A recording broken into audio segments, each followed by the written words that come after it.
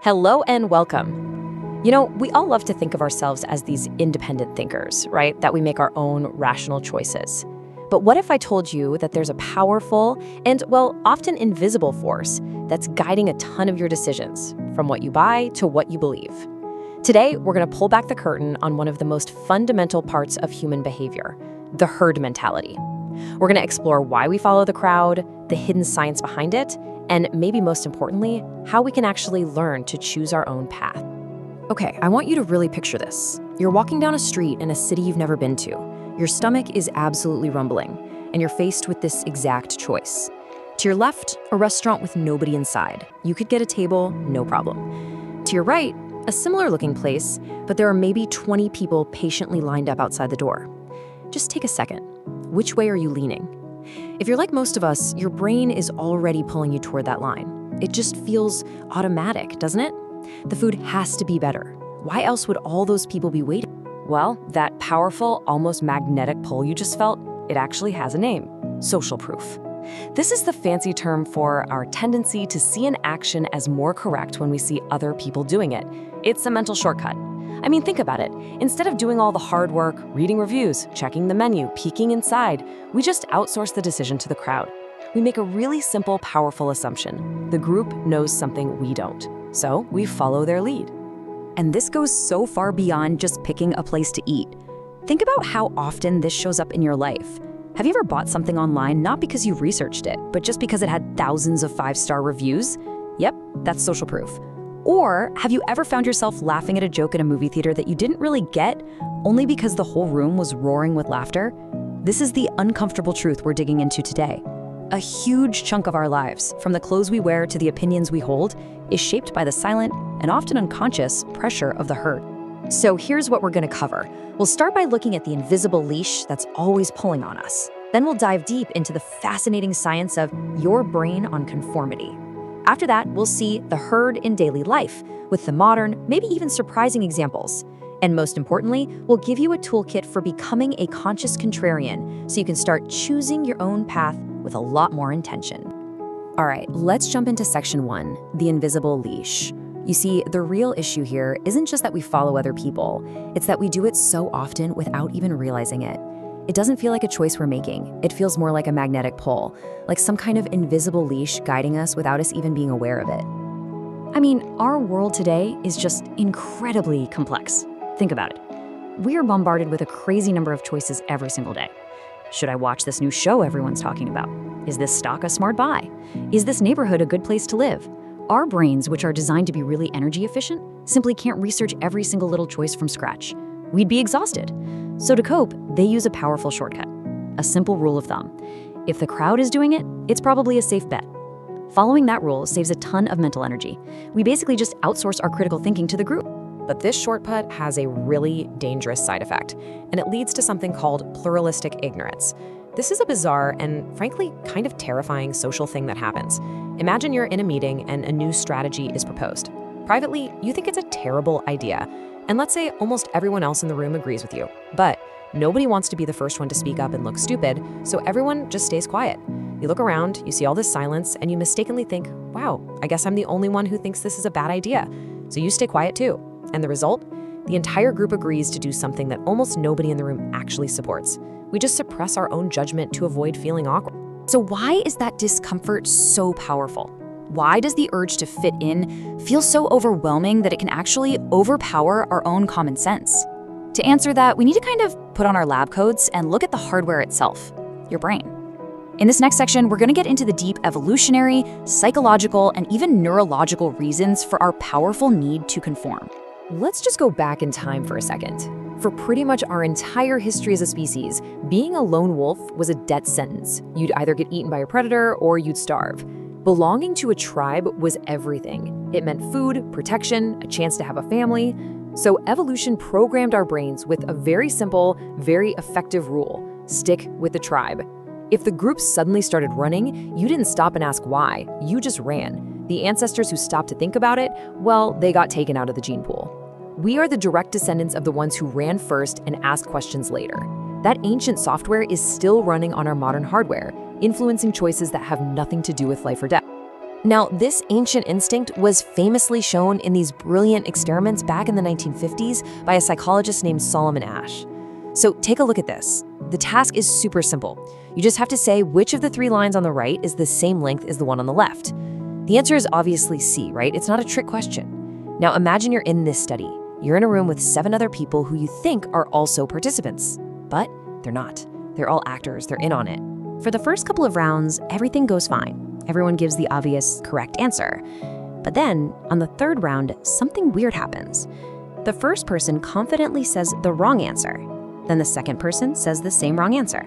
And the third, and the fourth, all the way down the line, until it's your turn. You can see with your own 2 eyes that the answer is clearly wrong, but 7 people before you have all said the opposite. So what do? Do you trust your own senses, or do you trust the group? The results were just staggering. A full 75% of participants went along with the obviously wrong answer at least once, just to avoid the psychological pain of going against everyone else. And this just perfectly illustrates the crucial point. The Asch experiment reveals this fundamental truth about our minds. When we're faced with a choice between being factually correct and being socially accepted, our brain will often, by default, choose social acceptance. The need to belong can be so strong that it literally makes us deny the evidence of our own eyes. So, why does it feel so bad to go against the grain? Well, neuroscientists have actually found the answer by looking inside our skulls. Using fMRI scanners, they found that when we experience social rejection, like being left out or disagreeing with a group, our brain lights up in the exact same regions that process physical pain. You can see them here: the dorsal anterior cingulate cortex and the anterior insula. To your brain, being ostracized literally hurts, in the same way that stubbing your toe hurts. And on the flip side, when we conform and the group accepts us, our brain's reward system gives us a little hit of dopamine. It's a chemical pat on the back that says, "Good job, you're safe, you belong." And we can get addicted to that feeling. Okay, so let's get out of the lab and see how all this stuff plays out in our actual lives. These ancient survival instincts, they're not just history lessons. They are actively shaping our world and our choices every single day, often in ways we don't even see. So here's a classic one. Ever wonder why old sitcoms use those cheesy pre-recorded laugh tracks? It's because they flat out work.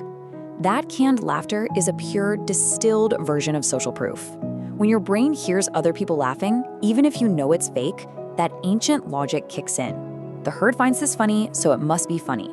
And the result? You find yourself chuckling at a joke that might have totally bombed otherwise. You've essentially outsourced your sense of humor to a recording. Now for a more serious one, the bystander effect.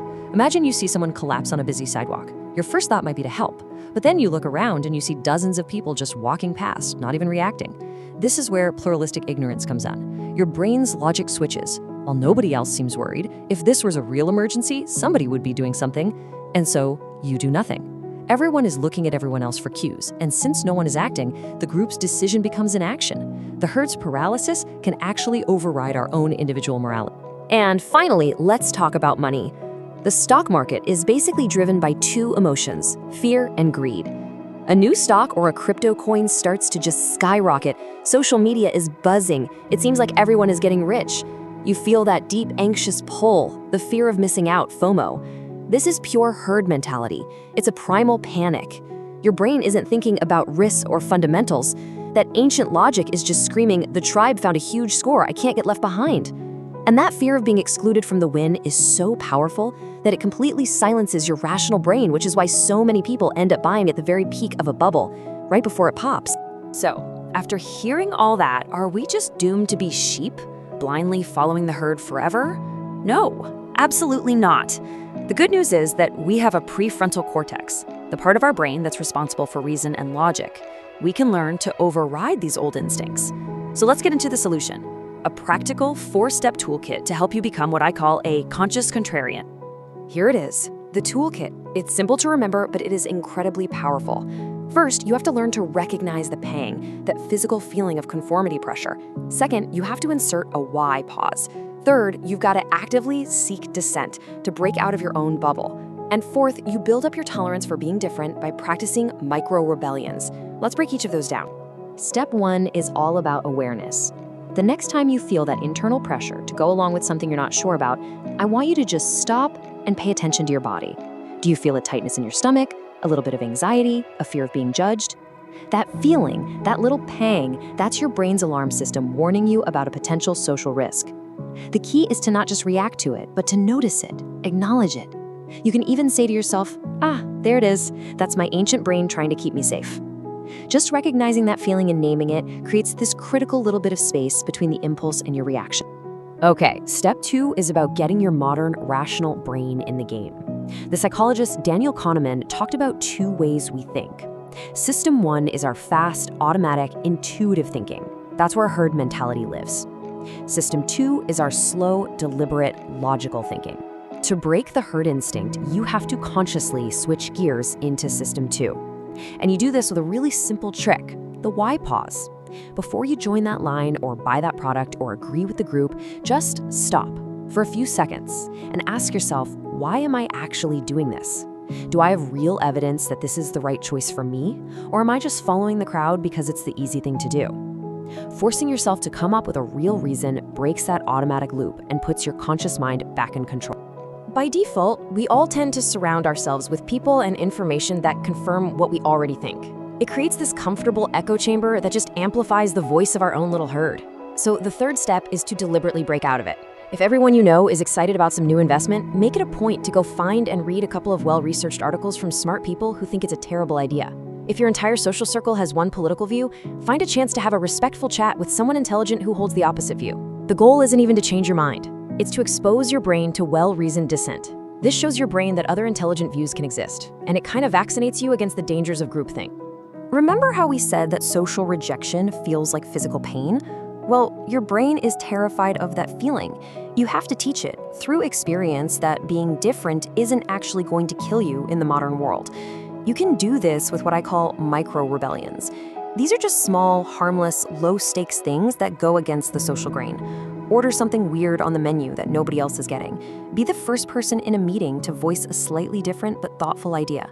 Wear an outfit that's a little bit out there for your office. Every time you do this, and the sky doesn't fall down, your brain learns a powerful lesson. Hey, being different is actually okay. You are literally building up your muscle for social courage, one small rep at a time. And this brings us to the whole point of all of this. Following the crowd isn't always a bad thing, right? It's often an efficient way to get through a complicated world. The goal is not to become a rebel who just opposes the group for the sake of it, because that's just another kind of conformity. The goal is to become a conscious decision maker. So, the crucial point we're building to is this. True freedom doesn't come from blindly rejecting the herd any more than it comes from blindly following it. True freedom is having the self-awareness to understand the why behind your actions. It's about developing the ability to know if you're making a choice because it really aligns with your own values, your own logic, or if you're just doing it because everyone else is. And ultimately, it's about having the courage, built through practice, to step out of that line when your own internal compass is pointing in a different direction. You know, real innovation, real progress, it's rarely found by people who walk right down the middle of the path. It comes from individuals who dared to think differently, to see differently, and to act differently. So I'll leave you with this one last thought. The next time you feel that familiar, powerful pull of the crowd, that invisible leash tugging you along, just for a moment, stop, take a breath, and ask yourself one simple question. Is this where I truly want to go? The answer to that question, that's the beginning of finding your own path.